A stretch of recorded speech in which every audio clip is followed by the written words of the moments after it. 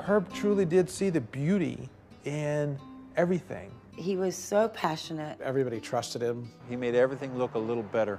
Herb Ritts loved what he did. He was a genius for lighting. Always very enthusiastic. He had always a vision. He was a genius for shape. Also a lot of fun. And when you get all that into something, it makes Herb Ritts a very, very special person and a photographer, one of the best of all time. Herb Ritts' LA style, I mean, when you think of LA, you think of Hollywood and glamour, the glitz of the West Coast and whatnot. Herb grew up in Brentwood, next door to Steve McQueen, so he had a particular ease with celebrities. It's kind of like being in a company town. Like, if you lived in a small town where the industry was coal mining and you were around coal miners your whole life, you would be comfortable with those people. Does it work? Actually, it looks pretty good there. Well, Herb Ritts is a photographer that lives in this city, and he's photographing celebrities. But one thing Herb Ritts is not, and that is a glamour photographer. He started something that's known as an anti-glamour style, bringing the celebrities outdoors in natural light. Jay, looks good, like you're doing. It's good. Yeah, there you go. And sometimes looking away. Herb's use of natural elements in the environment brought so much life to the pictures, whether it was holding a big thing of tumbleweed, whether it was putting that octopus on Jaimin's head. Simple shots, but they're just better than everybody else's. It's like, you know, Johnny Mathis. There's not a lot of tricks. He just sings better than you do. Yeah, you got, whatever you want. Yeah, Herb was drawn to the elemental places, places where the elements, earth, air, water, and fire come together. Most of it happened in Malibu, and then he got into the desert. He was very fluent in Los Angeles. He knew about the sky, and he knew about the land, and he knew about the beach. And keep walking a little, just on that line, wherever you want. It was just an innate part of him and his personality from having grown up here, where he knew at certain times of the year the light had a little softness or it was a little harder. He taught me a lot about light, where you can almost feel that it's not hitting you right. You know, they say Eskimos have so many different words for snow. If you took Herb to the beach, he would have a completely different idea about what the pictures would look like at any given time of day. He would actually want us to start around 11, come in, have breakfast, get her makeup ready, have lunch, and then start shooting, because his light was the light that was between 3 and 6. That was the golden light. He loved hard light. When you use hard light, it gives a bing in that eye. There's no other thing like it. It gives you a sense of life and a sense of vitality that you can't get with a soft light. It's a very hard light to shoot in, but he knew exactly how to move. You know, they say it's not where you put the light, it's where you put the shadow. And Herb's use of shadows is very emblematic of that. I remember when he first shot me for LA Style cover with that light, I was just like, oh my God, I love it, I love it. You just fall in love with that light. It's Herb's light. Yeah, there we go. And head up. Yeah, there we go. That's it. And chin up just a little bit more. There's a strong current of sensuality running through everything that Herb Ritts ever touched. Herb could do a male nude, and it was about the lines of someone's body. It didn't seem like porn or dirty. It seemed beautiful. With Herb, I felt like I was doing an athletic nude, which is different to me. Herb's approach to human sexuality was lyrical, romantic. He shot you so tastefully, and I trusted him. He has a sort of classical sense with his nudes. You know, you can see in Herb's work that he understood painting. You can see that he understood sculpture. There's some pictures of a man named Tony Ward that Herb created. I think Tony was covered in some kind of black, cracked mud. He looked like a bronze statue of a god from the Etruscan or early Greek period. Herb loved lots of texture and sexiness, and I would grab the sand, the salt water. I put it in a spray bottle and spray it in the hair and like let it dry, and it just gave you like that insane texture. Yeah, you got it. There we go. There's a spontaneity that runs throughout Herb's work that is very strong. Ritts preferred to keep things very simple in terms of his equipment.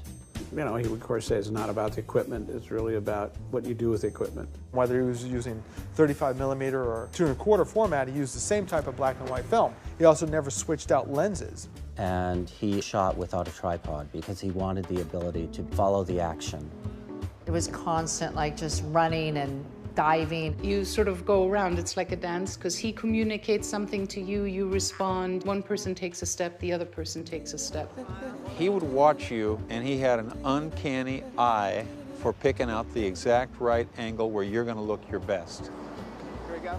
He kind of really saw you the way his pictures made you look. You know, he really wanted to bring out the best in that person. You just knew that the outcome would be really great. And when you realized how good he was going to make you look, that made you feel very at ease. A little smile there, it's not too serious. Yeah, there we go. Like that, good, I can catch it. He was able to loosen people up, and they completely forget they're getting photographed by Herb Ritts. It's a balance between energy and intimacy. The flow and the attitude was just so genuine.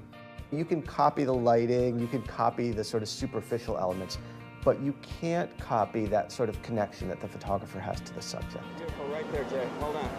Just there. He could bring you out of yourself, make you feel something that he needed you to feel. And he could make you believe that you could do something that you thought you couldn't do. During this era, if Herb was doing the shoot and the Supergirls were there, it was like family time. That was Herb's house in Hillside, and Stephanie, Cindy, Tatiana, and I, it was just 4 of us. You know, all the girls just called Herb, see what's going on. Hey, what's up? Come over to Herb's. So Christy came to pick me up, and we looked at her like, how can you not be in this picture? And Herb was like, Christy, get in there. And she did.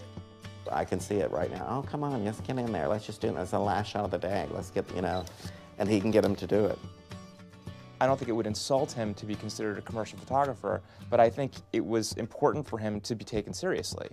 When he showed up on the set, he was there to make art. In Herb's opinion, they were all photographs that he was making solely for himself. Over the course of his career, he was always finding different ways to express himself in his photography that were him. Got it, hold it. That looks great. I would say that Herb went through an interesting evolution, but not revolution. You just had lots of things happening where Herb was growing in, not just as a still photographer, but as a director in this other medium. He was part of the first movement of photographers who became directors of music videos and television commercials. And he did it in his usual style, with natural light, with a handheld camera, with a sense of spontaneity, in an elemental place. Chris Isaak, the sky, the clouds, and the 2 subjects, very sexual, sensual, but not too overly eroticized. We shot that video, and we should not have been there. Some people think that behind me is like a blue screen of smoke or something. That's volcanic flow going into the ocean and causing steam to boil up about 30 feet behind me. And every once in a while, like a ball of lava would shoot up in the air like 200 feet. And we just kept shooting. We just, you know, like Herb would just go, okay, we'll just keep shooting. You could say that Herb's work was born of the desert and the sun of California, and it was also ended by those things. The earth from the mountains washes down into these lowlands in the rains, and then it dries. It becomes the cracked lake bed, which is covered in dust. When the wind comes up, you breathe that. Those are spores and elements that have been under the earth, some of them for millions of years.